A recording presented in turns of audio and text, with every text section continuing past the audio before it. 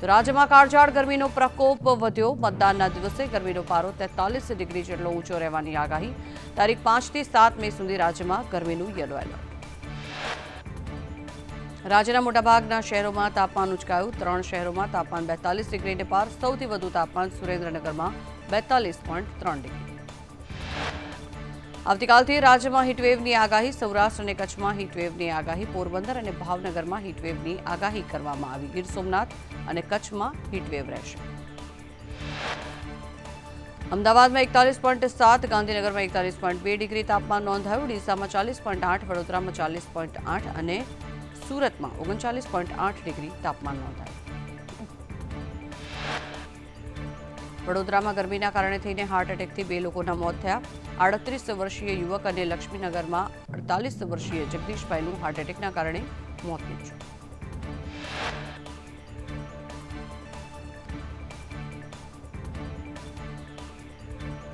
કેન્દ્રીય ગૃહમંત્રી અમિત શાહ બોડેલીમાં સભા ગજવશે. પ્રચારના અંતિમ તબક્કામાં અમિત શાહ સભા યોજાવશે.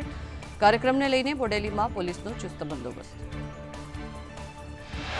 પરેશ ધાનાણીએ એક્સ પર પોસ્ટ કરીને કહ્યું કે હવે સિંગમ 3ની શરૂઆત. સરદારના અસલી વારસદારોને સિંગમ બનવા માટે અપીલ કરવામાં આવી. બધા જયકાંત શિકરેના અહંકારને ઓગાળો. અહંકારને ઓગાળવાની લડાઈ આગળ ધપાવવા વિનંતી કરી. ઇફકોની ચૂંટણીમાં ભાજપમાં આંતરિક વિખવાદ. જયેશ રાદડિયા અને પંકજ પટેલે પાર્ટીના મેન્ડેટ વિરુદ્ધ જઈને ઉમેદવારી નોંધાવી. અરવલ્લી અને રાજકોટની સહકારી સંસ્થાઓમાં નવા જૂનીના એંધાણ. કોંગ્રેસ નેતા મુમતાઝ પટેલે ચૈતર વસાવાએ મને પ્રચાર માટે બોલાવી ન હોવાનું નિવેદન કરતા રાજકીય ખળભળાટ. આમ આદમી પાર્ટીને મારી જરૂર નથી તેવું પણ મુમતાઝ દ્વારા કહેવામાં આવ્યું. મુમતાઝે વોટ જેહાદના શબ્દનો ઉપયોગ કરવો અયોગ્ય ગણાવ્યો. જેહાદ કોને કહેવાય તે સમજવાની જરૂર હોવાનું કહ્યું.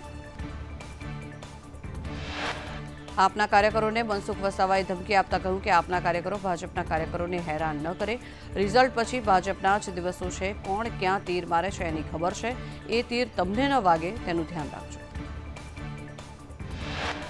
દમણ લોકસભા બેઠક પર નેતાઓના એકબીજા પર આકરા પ્રહાર. ભાજપના લાલુ પટેલે કોંગ્રેસના કેતન પટેલને ભાગેડુ ગણાવ્યા તો લાલુ પટેલે કોંગ્રેસના કેતન પટેલને ભ્રષ્ટાચારી કહ્યા. લાલુ પટેલનો પરિવાર દારૂનો ધંધો કરે છે. તેની પત્ની અને પુત્ર પર દારૂનો કેસ છે. લાલુ પટેલ દારૂનો ધંધો કરીને 100 કરોડ કમાયા હોવાનું કહેતા રાજકીય માહોલ ગરમાયો. વિજાપુરમાં સીજે ચાવડાના સમર્થનમાં સીએમ ભૂપેન્દ્ર પટેલે સભાને સંબોધન કર્યું. કહ્યું કે ગ્રીન એનર્જીમાં ગુજરાતનો ફાળો ભારત માટે મહત્વનો. વિકસિત ભારત માટે વિકસિત ગુજરાત બનાવવાનું છે. દેશમાં સૌથી વધુ નોકરી આપતું રાજ્ય ગુજરાત છે. દુનિયાની 500 કંપનીમાં 100 કંપની ગુજરાતની. આજે દેશમાં માત્ર વડાપ્રધાનની ગેરંટી ચાલે છે. એક પણ પેપર વગર મોદીની ગેરંટી લોન મળે છે. 2024માં વાઇબ્રન્ટની 10મી કડી પૂરી કરી. 70 વર્ષથી વધુના તમામ લોકોને ફ્રી મેડિકલ સેવા. જગદીશ ઠાકોરના ચતુર કાગડાના નિવેદન પર સીજે ચાવડાએ પ્રહાર કરતા કહ્યું કે જગદીશભાઈને ચતુર કાગડાની વાત મેં શીખવાડી હતી. કેવી રીતે ચતુર કાગડાએ આંખમાં ધૂળ નાખી હતી, ધૂળ નાખી કેવી રીતે, પાણી પીધું કેવી રીતે, એ વાર્તા મેં જ જગદીશભાઈને શીખવાડી હતી.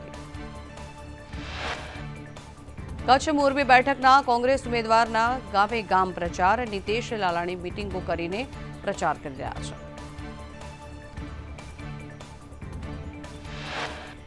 લોકસભા ચૂંટણીને લઈને વિદેશી મહાનુભાવોના ગુજરાતમાં ધામા. મલેશિયા, આફ્રિકા, તાન્ઝાનિયા અને શ્રીલંકાના રાજકીય પાર્ટીના નેતાઓએ મીડિયા સેલની મુલાકાત લીધી. ઇલેક્શન કેમ્પેન નિહાળવા મુલાકાત લીધી. પૂર્વ મુખ્યમંત્રી વિજય રૂપાણીના કોંગ્રેસ પર પ્રહાર. કહ્યું કોંગ્રેસ ડૂબતી નૈયા છે. તેનું અસ્તિત્વ નથી. ભાજપની ભારે બહુમતીથી જીતનો વિજય. રૂપાણીનો દાવો.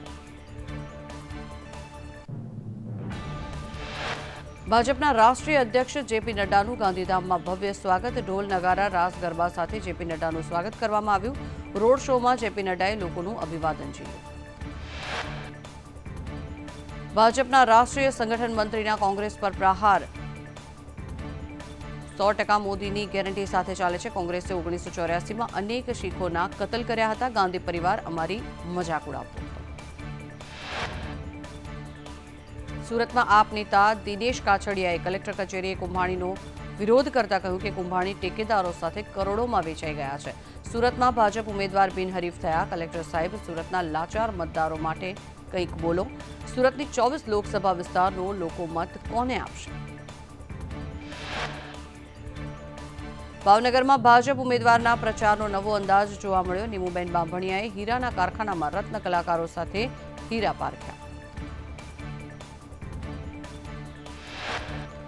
સુરત શાક માર્કેટમાં ભાજપનો અનોખો પ્રચાર. શાકભાજીના વિક્રેતાઓને ભાજપની ટોપી અને ખેસ પહેરાવીને પ્રચાર કરવામાં આવ્યો. શાકભાજી ખરીદવા આવતી ગૃહિણીઓને મતદાન માટે અપીલ કરવામાં આવી. આણંદ કોંગ્રેસ ઉમેદવાર અમિત ચાવડાએ બાઇક રેલી દ્વારા પ્રચાર કર્યો. અમિત ચાવડાએ કરમસદ, વિદ્યાનગર અને આણંદમાં બાઇક રેલી યોજી. અમિત ચાવડાએ સરદાર પટેલના નિવાસસ્થાને પણ મુલાકાત લીધી. બાઇક રેલીમાં મોટી સંખ્યામાં કોંગ્રેસના કાર્યકરો જોડાયા. વડોદરા લોકસભા બેઠકના ભાજપના ઉમેદવાર ડોક્ટર હેમાંગ જોશીનો 2 દિવસ ગ્રામ્ય વિસ્તારમાં પ્રચાર. ડેસર બજારમાં જાહેર સભામાં હેમાંગ જોશીને બગીચામાં બેસાડીને સભા સ્થળે લવાયા.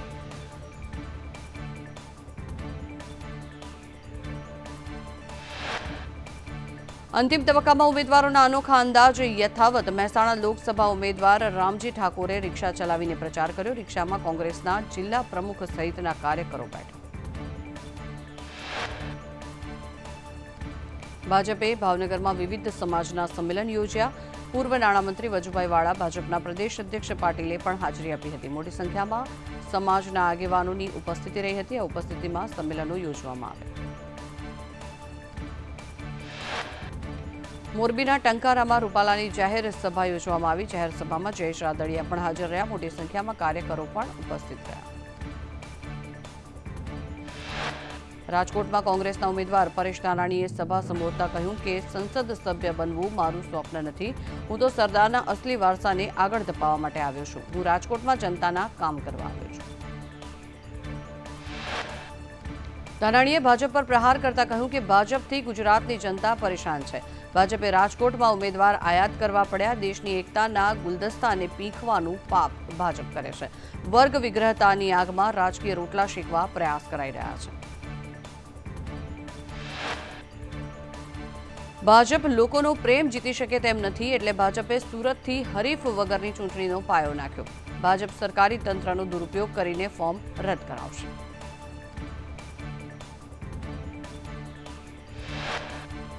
અશોક ડાંગર ભાજપમાં જોડાયા બાદ ભરત બોગરાએ કોંગ્રેસ પર પ્રહાર કરતા કહ્યું કે કોમ વચ્ચે વૈમનસ્ય ફેલાવવાની રાજનીતિ વિપક્ષ કરે છે. જે લોકો ખોટું કામ કરે છે તેને ભોગવવું પડે છે. વિરોધ પક્ષો મુદ્દા આધારિત રાજનીતિ નથી કરતા. તેમણે વધુમાં કહ્યું હતું કે અમે વિકાસના કામ કરી ચૂંટણી લડીએ છીએ. બધી જ જ્ઞાતિના આશીર્વાદ અમારી સાથે છે. ભાજપ પોતાના એજન્ડા પર ચૂંટણી લડે છે. પાટીદાર સમાજના ટેકાને લઈને ભાજપ નેતા ધનસુખ ભંડેરીએ નિવેદન આપ્યું છે કે ભાજપ રાષ્ટ્રવાદને ભરેલો છે. તમામ સમાજ પક્ષની સાથે છે. પાર્ટી તમામને લઈને આગળ ચાલે છે. આ વખતે 400 પારનું લક્ષ્ય છે. પાટીદાર આગેવાનો રૂપાલાના સમર્થનમાં આવ્યા. ઉમિયાધામના અગ્રણી જયરામ વાંસચડિયાએ સંદેશ ન્યૂઝ સાથે ખાસ વાતચીત કરતા કહ્યું કે લેવા કડવા આગેવાન એક મંચ પર જોવા મળશે. પાટીદાર સમાજ રાષ્ટ્રવાદ અને નરેન્દ્ર મોદીની સાથે છે. રાજકોટમાં પત્રિકાકાંડમાં પાટીદાર યુવકની ધરપકડ કરવામાં આવી. પત્રિકાકાંડ પર પરેશ ધાનાણીએ ભાજપ પર પ્રહાર કરતા કહ્યું કે 20 વર્ષથી સરદાર સાહેબના નામે રાજનીતિ કરી છે. પહેલા પાટીદાર ક્ષત્રિય વચ્ચે વર્ગ વિગ્રહનો પ્રયાસ કર્યો. હવે પાટીદારો વચ્ચે વિખવાદના પ્રયાસ કરાય છે.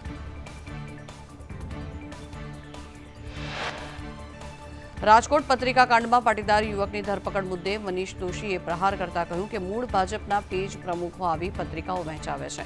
ભાજપ, આરએસએસ, સરકારના લાભાર્થી અને પક્ષપલટુ એવા 3 જૂથમાં વહેંચાયેલું છે. પત્રિકા કોણ વાયરલ કરે છે તે સૌ કોઈ જાણે છે.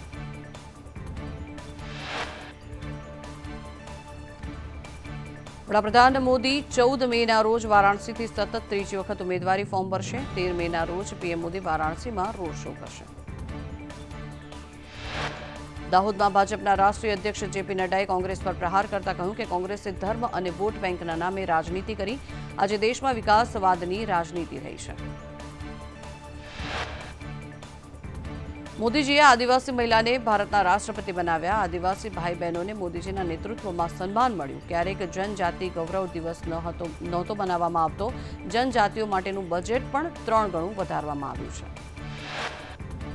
જેપી નડ્ડાએ કહ્યું કે મોદીજીને ત્રીજી વાર ચૂંટો. ભારત ત્રીજા ક્રમનું અર્થતંત્ર બનશે. ભારત આજે દવા ઉત્પાદનમાં બીજા ક્રમે છે. દવાઓની નિકાસ 138% વધી ગઈ છે. ભારત ત્રીજા નંબરનું ઓટોમોબાઈલ માર્કેટ. ભાજપ રાષ્ટ્રીય અધ્યક્ષ જેપી નડ્ડાએ અમદાવાદમાં કી વોટરોના કાર્યક્રમને સંબોધતા કહ્યું કે ગુજરાતે એક પ્રકારે દેશનું નેતૃત્વ કર્યું છે. ધર્મ કે સામાજિક ન્યાયની વાતમાં ગુજરાત પ્રથમ રહ્યું છે. આપણે વિકસિત ભારતના સંકલ્પ સાથે આગળ વધીએ છીએ. આજે રાજકીય ક્લચર બદલાયું છે. 10 વર્ષ પહેલા તૃષ્ટિકરણ અને જ્ઞાતિવાદ રાજકારણ થતું હતું, ત્યારે 10 વર્ષમાં પીએમએ ચુનૌતી આપી અને વિકાસની રાજનીતિ કરી છે. આજે કોંગ્રેસ શૂન્ય પર આવી ગઈ છે. કોઈ એજન્ડા જ નથી.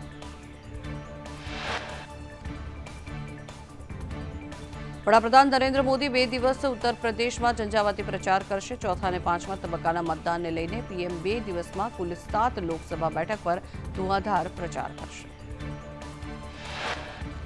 પીએમ મોદી આજે કાનપુર અને અકબરપુર લોકસભા બેઠક માટે ચૂંટણી પ્રચાર કરશે. પહેલા અકબરપુરમાં ગુરુદ્વારામાં માથું ટેકાવશે અને બાદમાં રોડ શો કરશે. બાદમાં કાનપુરમાં રોડ શો કરશે અને જનસભાને સંબોધિત કરશે. માતા સોનિયા ગાંધીની પરંપરાગત બેઠક રાયબરેલીથી રાહુલ ગાંધીએ ઉમેદવારી નોંધાવી. ઉમેદવારી ફોર્મ ભરતી વખતે મલ્લિકાર્જુન ખડગે, સોનિયા ગાંધી અને પ્રિયંકા ગાંધી પણ હાજર રહ્યા. બંગાળમાં સભા સંબોધતા વડાપ્રધાન નરેન્દ્ર મોદીએ રાયબરેલીથી રાહુલ ગાંધીની ઉમેદવારી મુદ્દે કટાક્ષ કર્યો. રાહુલ ભાગીને રાયબરેલી પહોંચી ગયા. રાહુલ ગાંધી વાયનાડથી પણ હારશે. રાહુલ ગાંધી અમેઠીથી લડવા માટે ડરી ગયા. પીએમ મોદીએ કહ્યું, હવે ઓપિનિયન પોલ કે એક્ઝિટ પોલની જરૂરત નથી. મેં સંસદમાં જ કહ્યું હતું કે કોંગ્રેસના સૌથી મોટા નેતા ચૂંટણી નહીં લડે. તેઓ ભાગીને રાજસ્થાનથી રાજ્યસભામાં જશે. વડાપ્રધાન મોદીએ ચૂંટણી ભાષણમાં કહ્યું કે ગાંધી પરિવારના સભ્યો પ્રચારમાં ફરીને લોકોને કહી રહ્યા છે કે ડરો નહીં, પરંતુ આજે હું ગાંધી પરિવારને કહેવા માંગુ છું કે તેઓ ડરે નહીં, ભાગે નહીં. કેન્દ્રીય મંત્રી અમિત શાહે રાહુલ ગાંધી પર પ્રહાર કરતા કહ્યું કે સોનિયા ગાંધીએ રાહુલને 20 વખત લોન્ચ કર્યા છે. રાહુલ ગાંધી હજી સુધી લોન્ચ થયા જ નથી. મોદીજી એકવારમાં જ ચંદ્રયાન લોન્ચ કરી દીધું. મહારાષ્ટ્રમાં કેન્દ્રીય મંત્રી અમિત શાહે કોલ્હાપુરના મહાલક્ષ્મી માતાના મંદિરમાં દર્શન કર્યા અને માતાના મંદિરમાં અમિત શાહે પૂજા અર્ચના પણ કરી. રાહુલ ગાંધીના નિવેદન સામે ક્ષત્રિય સમાજમાં રોષ. સુરેન્દ્રનગરમાં રાહુલ ગાંધીના પૂતળાનું દહન કરી નારાજગી વ્યક્ત કરવામાં આવી. રાહુલ ગાંધી હાય હાયના નારા પણ લગાવ્યા.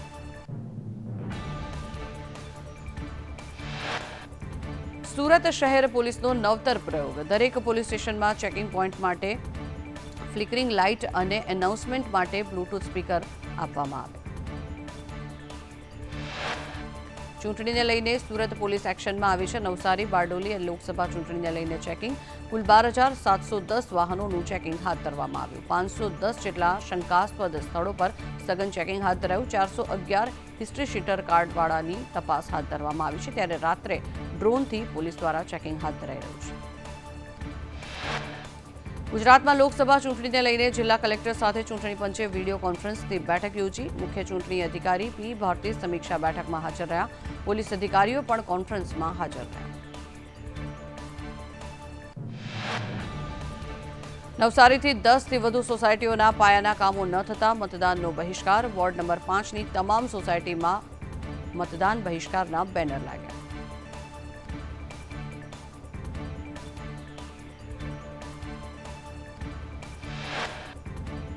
કેન્દ્ર સરકારે ડુંગળીની નિકાસ પર 40% ટેક્સ લગાવ્યો છે, તો દેશી ચણાની આવક પર આયાત વેરામાં 31 માર્ચ સુધી છૂટ આપી છે. સરકારે લીધેલા નિર્ણય 4 મેથી અમલી બનાવવામાં આવ્યા છે.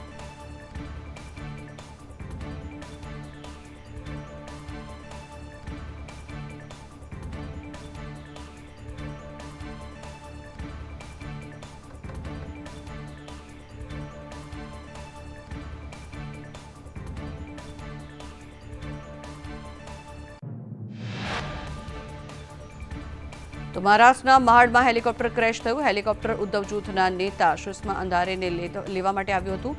લેન્ડિંગ સમયે હેલિકોપ્ટર ક્રેશ થયું. ક્રેશમાં હેલિકોપ્ટરના પાયલટનો બચાવ થયો. પશ્ચિમ બંગાળના રાજ્યપાલ સીવી આનંદ બોઝ પર રાજભવનની એક મહિલા કર્મચારીએ જાતીય સતામણીનો આક્ષેપ લગાવ્યો. મહિલાનો આક્ષેપ છે કે તે 24 માર્ચે રાજ્યપાલ પાસે કાયમી નોકરીની વિનંતી સાથે ગઈ હતી. પછી રાજ્યપાલે ગેરવર્તણૂક કરી. તો સુરતમાં લાંચ પ્રકરણમાં એએસઆઈ સાગર પ્રધાનની ધરપકડ. એએસઆઈ સાગર પ્રધાન આખરે એસીબીમાં હાજર થયો. એએસઆઈ વતી તેનો ભાઈ 5 લાખની લાંચ લેતા ઝડપાયો હતો. અન્ય અધિકારીની સંડોવણી કે કેમ તે દિશામાં એસીબીની તપાસ.